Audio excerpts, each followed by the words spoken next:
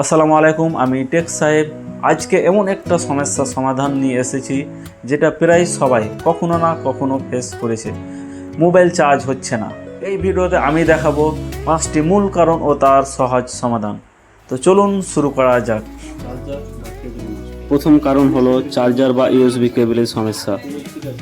অনেক সময় কেবলটা ভিতর থেকে কেটে যায় বা লুজ হয়ে যায়। অন্য কেবল বা চার্জার দিয়ে ট্রাই করুন, যদি কাজ করে তাহলে বুঝবেন সমস্যা ছিল কেবলে। আমার এই কেবলটা দেখেন নতুন লাগাচ্ছি, সেখানে চার্জ নিচ্ছে, তার মানে কেবলটা প্রবলেম ছিল। দ্বিতীয় কারণ হলো মোবাইলের চার্জিং পোর্টে ধুলো বা ময়লা ঢুকে যাওয়া। এতে করে কানেক্ট ঠিক মতো হয় না। একটি সিম পিন বা টুইজার বা টুথব্রাশ নিয়ে আস্তে আস্তে পরিষ্কার করুন, তবে সাবধান, পিন যেন ক্ষতিগ্রস্ত না হয়। আমি যেভাবে করছি সেমনটি ফলো করুন।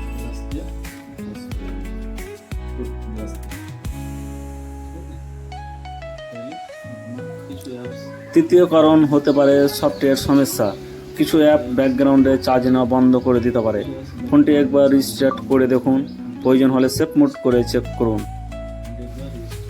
যদি সিস্টেম আপডেট দিয়ে থাকে সেটিকে সেটিংসে গিয়ে আপডেট করে ফেলুন।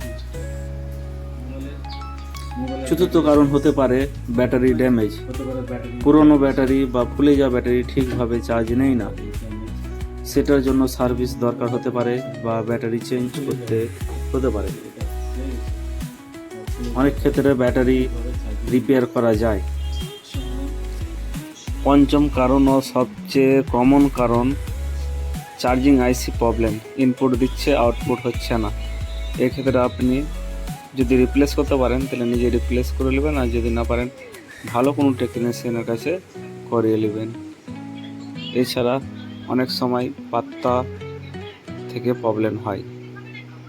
আমি এখানে দেখাচ্ছি, এটা হচ্ছে চার্জিং আইসি।